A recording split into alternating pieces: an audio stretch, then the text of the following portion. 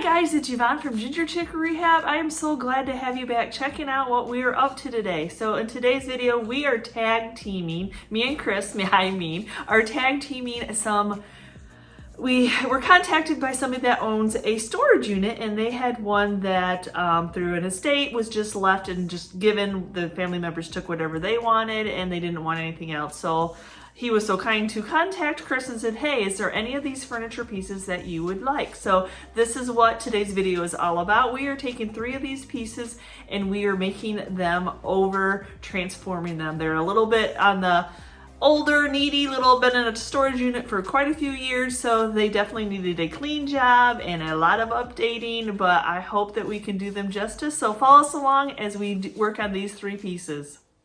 So first up is this cute little cabinet. Yep, it's just some simple little storage, little entryway cabinet, or wherever you would like to place it. Yep, but it does have some wonkiness, as you see that there's some tape keeping the doors closed. But overall, structurally, it's not in terrible shape. You got some wood filler that we need to do along this huge crack, and then a lot of sanding on the top to get that back nice and smooth from all the water damage.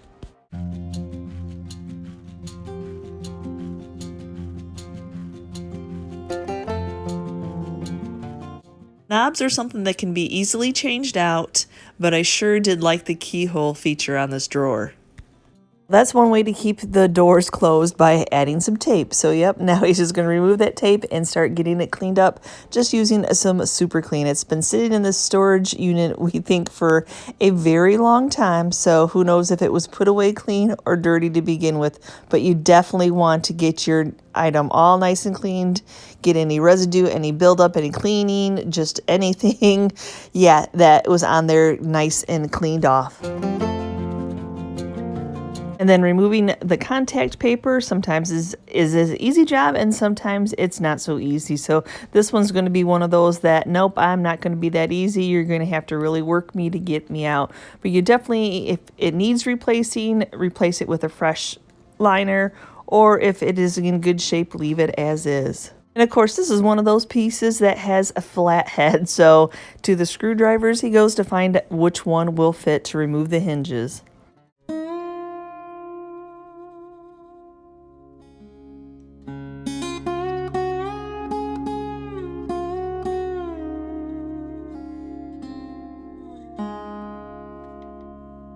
Can we just take a moment and look at these wheels? I just love wooden wheels. I love just that old look of them all. Aren't these just absolutely gorgeous? So we won't be replacing these, but they definitely are not rolling as well as they could, so they probably need a good clean job. So Chris is going to go ahead and get these removed. So now to deal with this very large cracks. So yeah, some Durham water putty, which if you've not used Durham water putty, it's a little bit of the Durham water putty, which is a powder, in with water. You can mix up as much as you need to. And then it's whatever consistency is workable for you. You can mix it up a little bit more dry, a little bit more wet. And then since that crack went all the way through, he ended up putting 2 layers on it to build it up to where it needed to be. So now that it is dry, he's going to go ahead and get it sanded smooth. So now Chris is using our new sander. So yes, we finally invested in a sander that has a vacuum system on its own. So this is the Festool sander, and definitely an item that is a must in our workshop, just trying to tone down all the sanding dust that you get from sanding. Oh my goodness. So yes, having a vacuum system, and this is something that we want to build on in our shop, is buying multiple of these Festools over time. Since we do a lot of sanding, it is well worth our investment. And probably the next one we end up purchasing will be a little corner sander, but this mouse works just fine. It just does not trap the dust as much as I'd like it to. The whole cabinet is all sanded nice and smooth, those watermarks off the top. Sorry, there's no video of that being sanded off, but yes, now time to give it another clean before painting.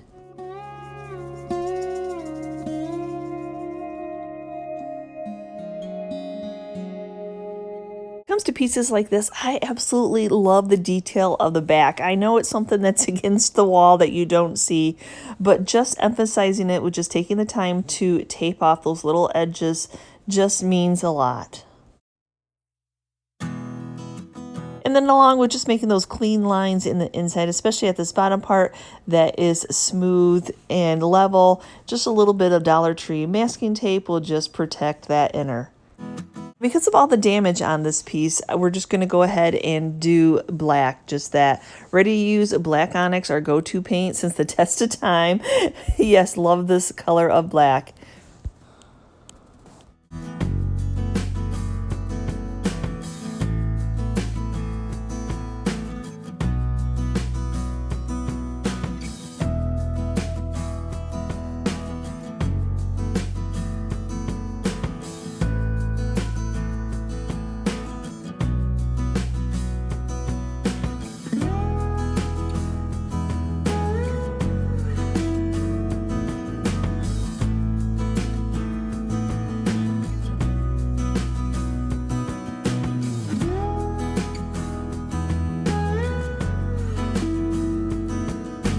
So after 2 coats of the black, oh my gosh, it just painted up really well.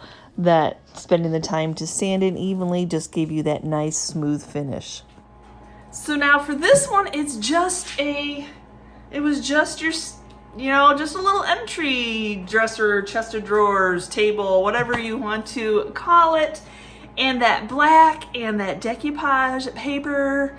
Yes, those 2 styles where it looks like old crates just fly out the door as soon as I put them in. So why not? Why not stick with what is selling? Because really, yeah, if people want it, and I've gotten asked for more pieces. So if you've already seen me do a couple dressers that way, yep, we're gonna go ahead and do that to this piece also, because you kind of like our white furniture, that was our signature. Maybe this is now our signature of doing pieces like this. So yeah, I'm super excited to do another piece. I love the technique. I love being able to find that paper on Etsy. And even if I link it and you can't find it, just search that type of paper, and there's a lot of suppliers out there on Etsy selling this stuff. So now I'm just going to be doing the drawer fronts, even though there's that gap. They don't line up that I can put the complete paper on the way that the paper came. So I'm going to have to kind of rethink my game plan for it. But like I said, I have stocked up on this paper. It's very cost efficient, and boy, does it make such a huge statement. So since the top fits the 2 drawers perfectly, I'm just going to go ahead and cut it off, and I'm just going to flip it where that national manufacturer is going to go on the drawer.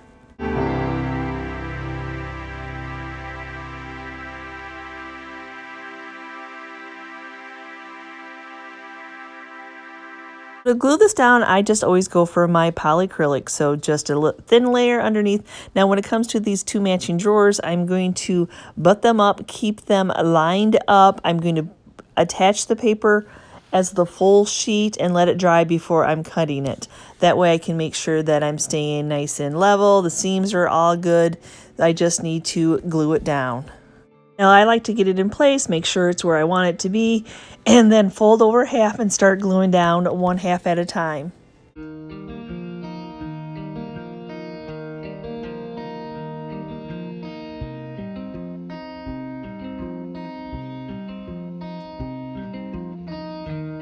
Now I'm definitely working in sections here because this wood is extremely dry, so it's kind of sucking that polyacrylic right in.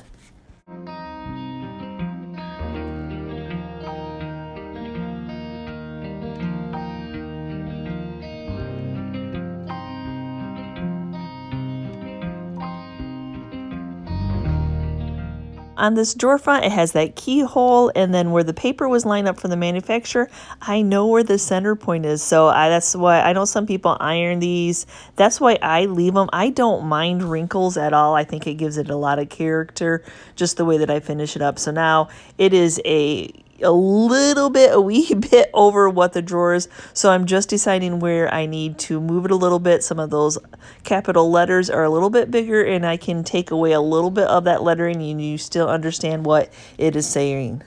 Now after I get it the way I want, I'm going to go ahead and crease that paper. That way when I'm gluing, if the paper accidentally shifts, I know that I need to shift it back.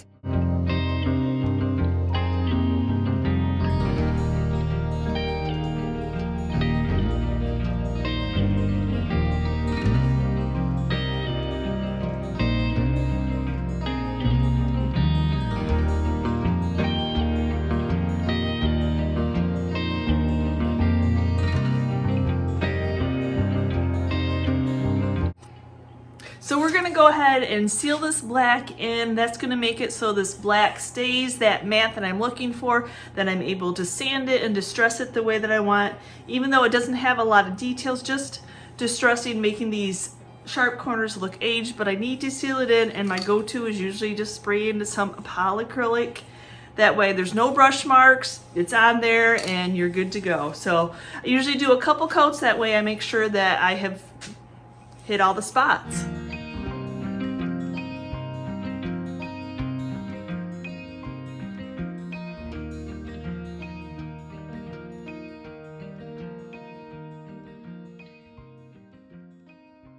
Acrylic is dry on my decoupage paper. I'm gonna go ahead and give it a sanding, cut the doors so there's two in the middle.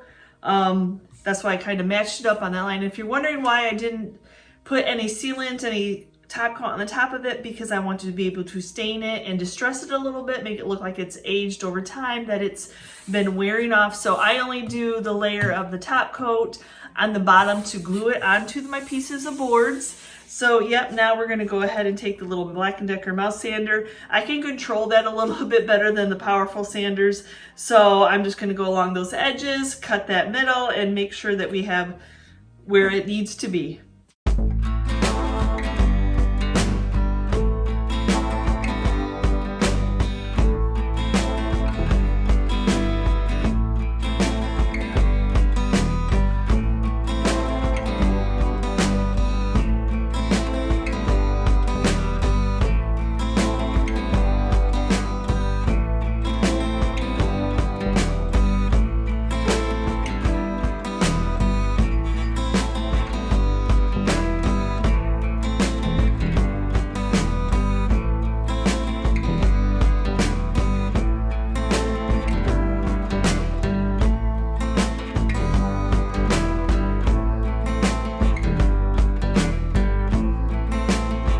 If your little edges come up, just maybe there wasn't enough polyacrylic underneath because this was really dry wood that was soaking it in, I just go back through and just put a little bit more to glue it back down.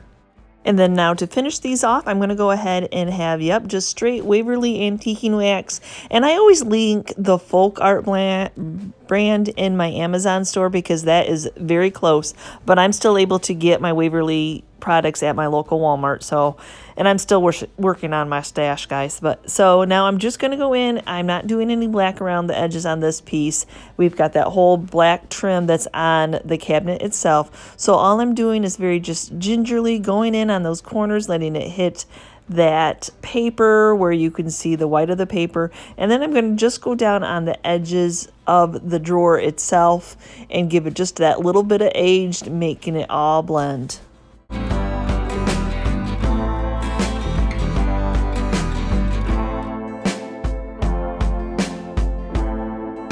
As you see, I just faded in as I'm going, making sure that it has that blended into the paper so it goes a little bit more deeper around the lettering, like where your hands would touch and would age that paper over time. So this one has not been done yet, so you can kind of do a comparison of the two drawers. When it came to the separation of the doors, I did not heavily put any stain on there. I kind of left them as is, and now I'm going to butt up those two doors and then work it so that way it makes it look like it's one consecutive piece still. This just really gives it that aged look. Even though the paper is aged very nicely, this just adding a little bit of this antiquing wax, a little bit of brown around those corners and into the doors and drawers, that little sides itself, just completes the look. When I have that stain on the way that I like it, I'm going to go ahead and do a couple coats of the spray polyacrylic to seal it in.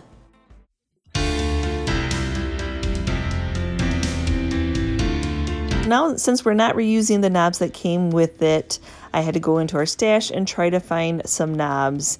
And I'm kind of gearing towards these that are a little bit on the chunkier side. I definitely don't think that they cover up that much of the lettering. And to clean the rest of the hardware, I'm going to go in with just hot water and Dawn dish soap. That seems to clean up hardware really nice. So we're definitely going to be taking the time to tape off those wooden wheels. Oh my gosh, I just love those.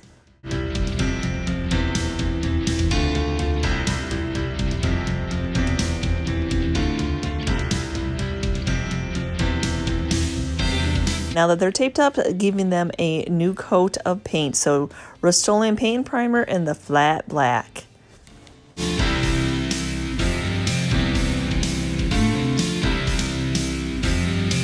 After they're dry, you can tell they're dry because matte is not shiny anymore. So yes, sealing them in with some Rust-Oleum clear coat. So now that the polyacrylic is dry on the outside of this, I'm going to go in with some 220 sandpaper and distress those edges, getting them all the way down to that wood.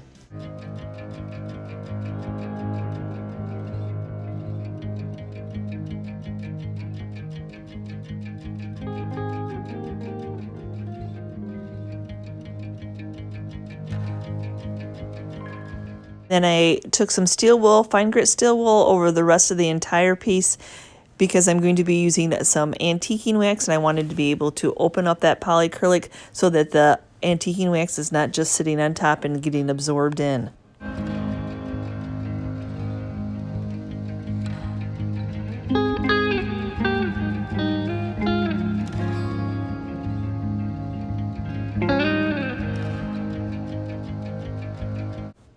And then now we can remove that tape. There's just something so satisfying about taking that time beforehand to put that tape for that crisp line.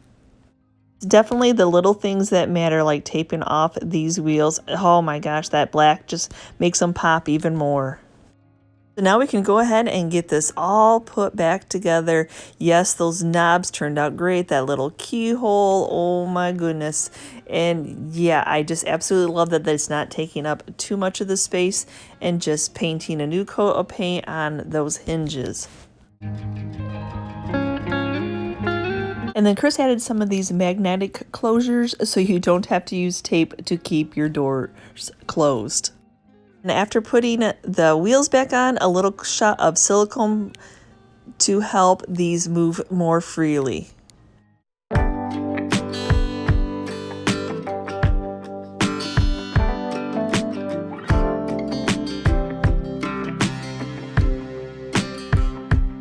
So furniture piece number 2 is this beautiful bar cart, tea cart, rolling cart. Oh my goodness. Now I have seen these in other antique stores and just think they're absolutely beautiful. So when it came to this one, I really had to stop for a moment and think what my inspiration was going to be, because I feel as if it is in beautiful condition.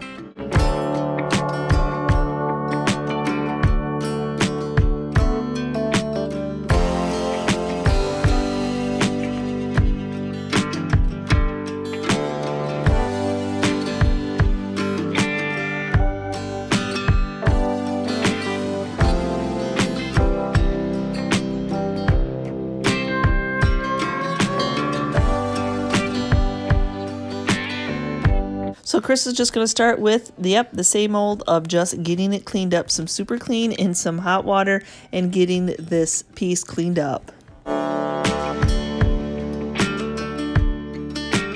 We knew there was some little bit of a wobblies going on, but it was nothing structural, just the screws over time had become loose. So he's just going to go back in and tighten up all those screws to make sure all the joints, everything is nice and tight.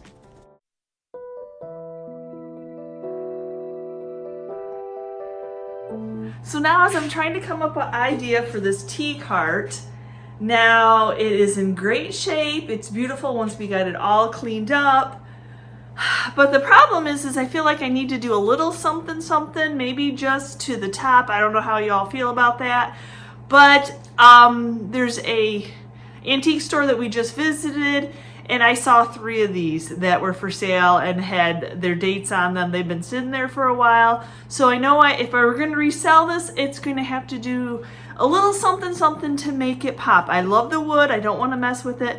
But that top's just that veneer board. So I'm going to see if I can do a transfer type printout on something and see if I can get it to transfer. But I think I need to take the shiny off.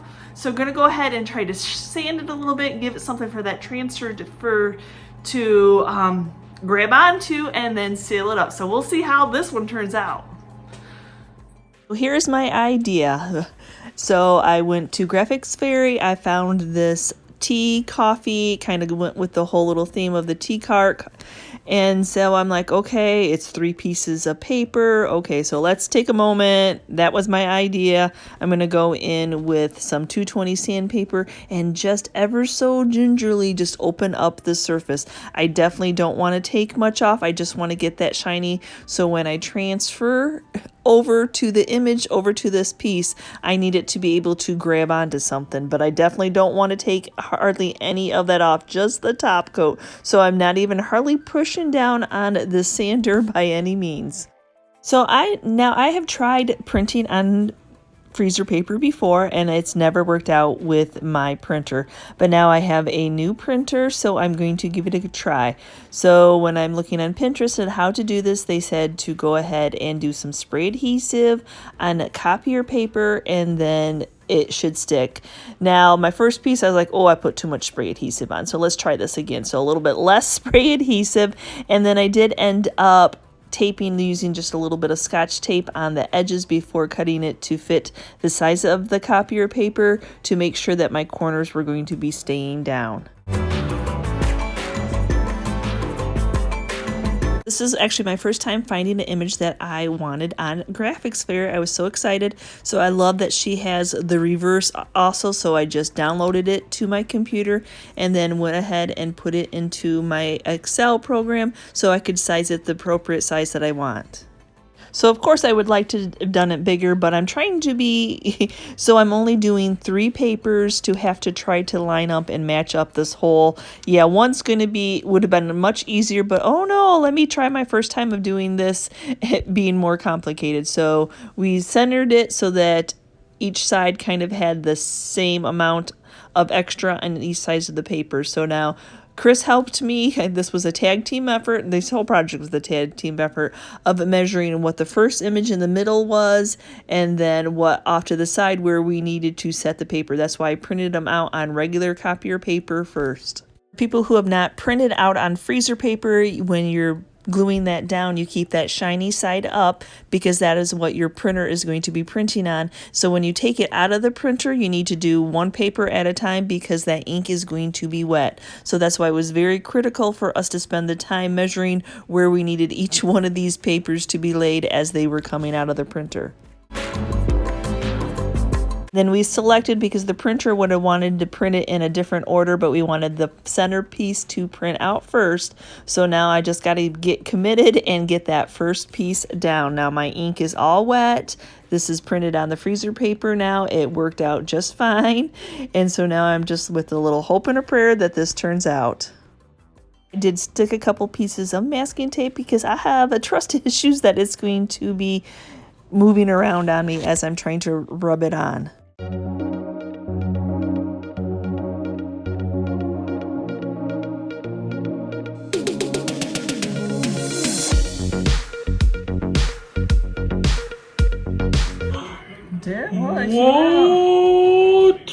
What? No, the next hard part is trying to match them up. Right. And now I have to dry this before laying on that next piece because that paper is going to overlap. So I can tell when it's dry because it won't be shiny. Okay, so here we go with that next piece, hoping that our measurements, Chris's measurements, are on point and that it doesn't slide around too much on us. A prayer, right? Mm-hmm.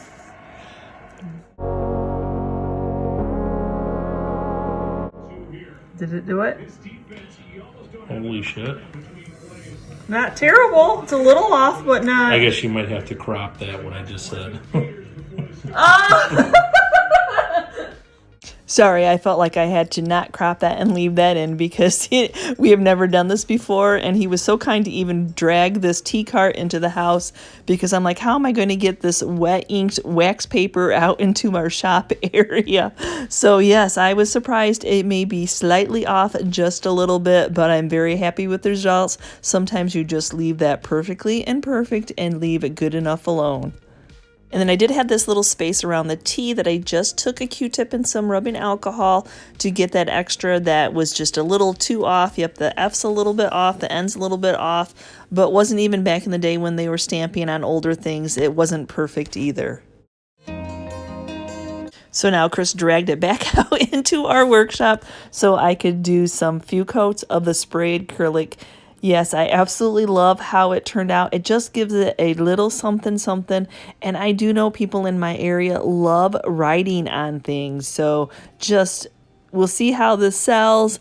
I really didn't want to paint it at first. If it doesn't sell over a 6-month period, I guess I can bring it back home. But yep, so after 2 coats, I'm just going to go in with some steel wool and just lightly make sure that it's nice and smooth, and then apply 1 more spray of polyacrylic on the top of it. That way, the stencil is sealed in, the transfer is sealed in, and then polyacrylic is food safe after it's cured.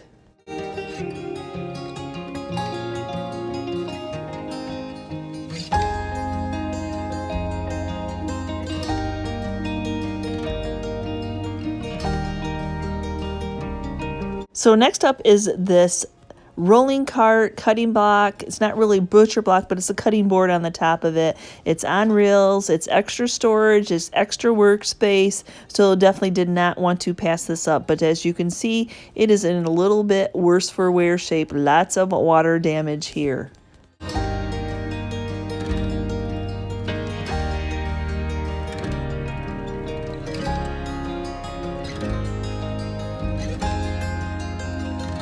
And then we're both in agreement that we're not really a fan of these chunky pieces of actually plastic to hide where the screws go in.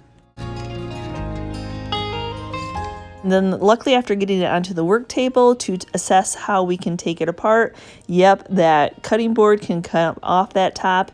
And then along with those little plastic things that held those screws in and hide the screws, oh my gosh, nope, I am not a fan of these type of office chair type of wheels. So onto Amazon I go to see if I can find something.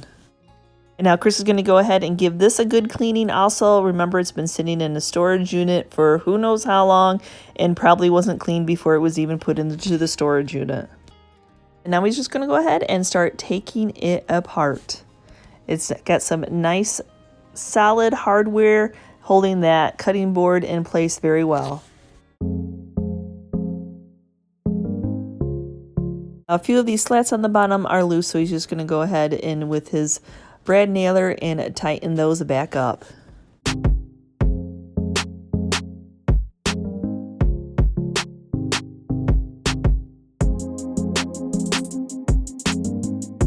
Then yes, please, let's get rid of these office chair wheels. Since we planned on removing these plastic plugs anyway, he's able to remove that bottom shelf also.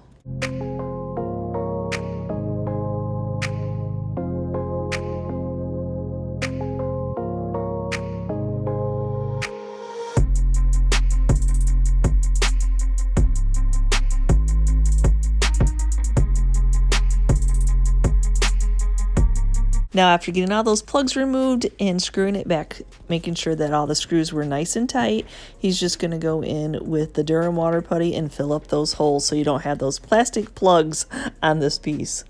And after that Durham water putty dried, this total bottom needed to be sanded because of all the water damage anyway. But yep, going in and taking all that putty that he'd put off, the water putty on there, and then making sure that it's nice and smooth, and then you don't have to see where it has been screwed together. Now this cutting board top's going to get a lot of sanding, so he's starting off with an 80 grit, getting all that water damage off. You can see there was some paper left behind. Definitely trying to make it so it's nice and smooth. There's not a ton of cut marks as it is a lot of water damage on this piece. The same with the shelf piece. It's got a lot of water damage. There's not much of the original top coat left on. So you got to get all that finished off that he can. Usually he would work his way up on the grit of the sandpaper, making it nice and smooth. But we've got a little bit of black going on that maple. So hopefully we're going to stop sanding for a moment so I can assess this black on these wood pieces.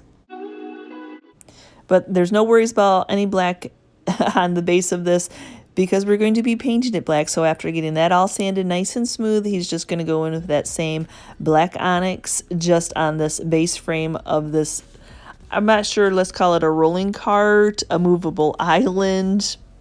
It's just a very nice extra piece to have if you don't have a lot of counter space.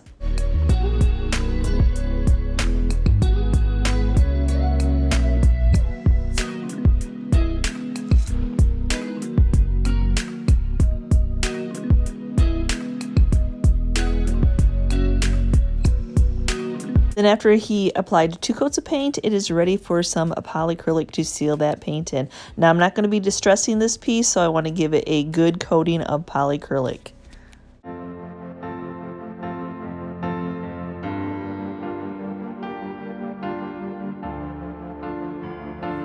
So as I jump in on here, we are tag teaming, like I said, and so yes, I come in, I help finish. Chris does a lot of, and he wanted to try out his new sander that he got. Yes, a great investment for us that we needed some kind of dust collection, but I also wanted it to be something that he could collect on. We could buy multiple items that we can change out, then, you know, vacuum system. So yes.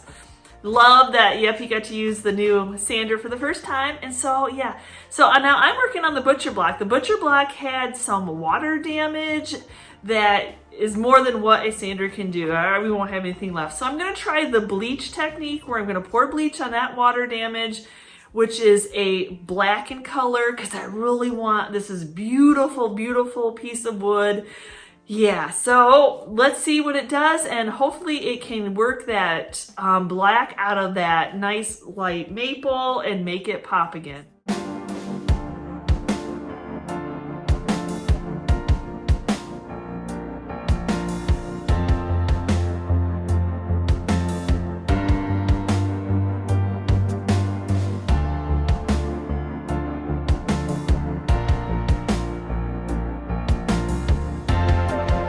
So I ended up covering the whole entire board only because I did not know how much it would lighten that walnut that's on there, but definitely concentrating on where those black areas are and then just walking away after I get it applied and letting it sit for 20-30 minutes, just letting it do what it can do to these black spots.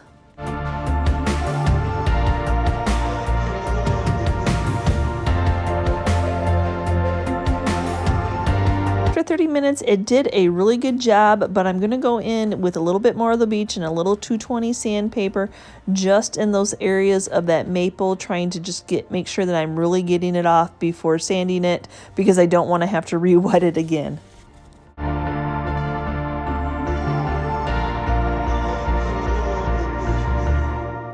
Then after I feel like it's done all that it can do, I'm going to go ahead with just a clean bucket of hot water and do quite a few rinsings on this board, making sure that I get that bleach off. So this is why he stopped sanding at the 80 grit, because I was going to have to get this wet, which is also going to raise the grain again. So now that it's completely dry, I'm going in with a 120 sandpaper, making it nice and smooth, and then I'll work my way up to the 220, just going on the field test to see how it feels and how smooth it is. The only thing I'm going to do to this is just put some cutting board oil on it, and it should be good to go. So this is really dry. I'm going to let it soak in, wipe a lot of it off, put another coat, make sure that I've got it all soaked in all the areas, and then let it just sit.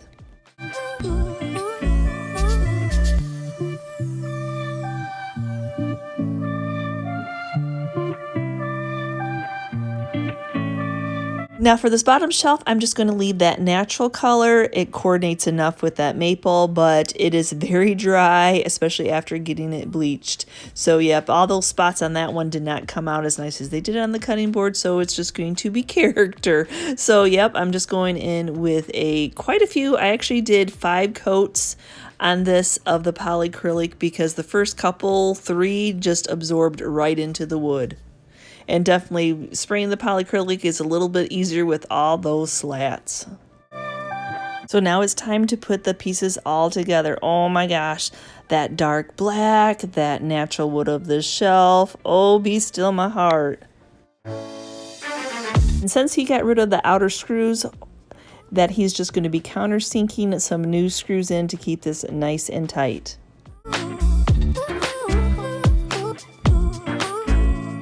And other than cleaning this hardware, we just now, yep, flathead screws, darn it all, have to replace what is keeping that cutting board top on. And then I wanted to do one more sanding once it's on the base as is, making sure that this bottom is nice and smooth. Like I said, I ended up doing 5 coats of the polyacrylic to make sure that you didn't have that top coat wearing off again. The water should just bead up and come off instead of soaking into this wood. Now, we're not going to be putting these type of wheels back on. We actually ordered some off of Amazon. They're more of that industrial look, but unfortunately, nope, they aren't an exact fit. And there was really only 2 options that I could find on Amazon. So Chris is going to go ahead and mark it and then have to cut that piece of the metal off.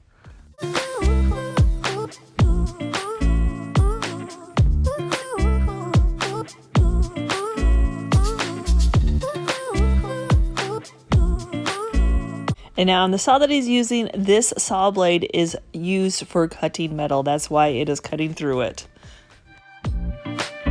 Make sure that there isn't any areas that are still sharp. He's just going to go in with a metal file and just file that off, kind of like sanding like you do with sandpaper, but just metal on metal. 4-pack of wheels just came as the 4-pack of wheels. There were no screws in the package, so luckily we had some in our stash.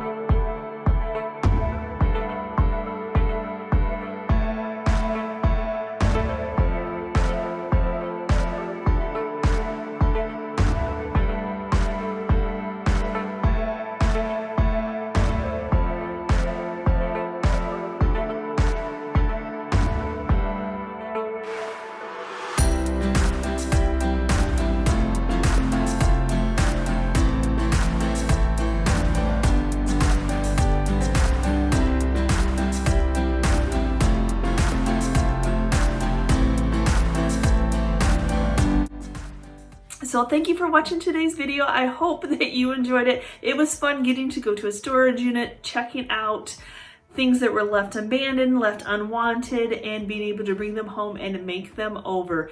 And now we spent $75 on the 3 pieces. Nope, they weren't free, guys. Yeah.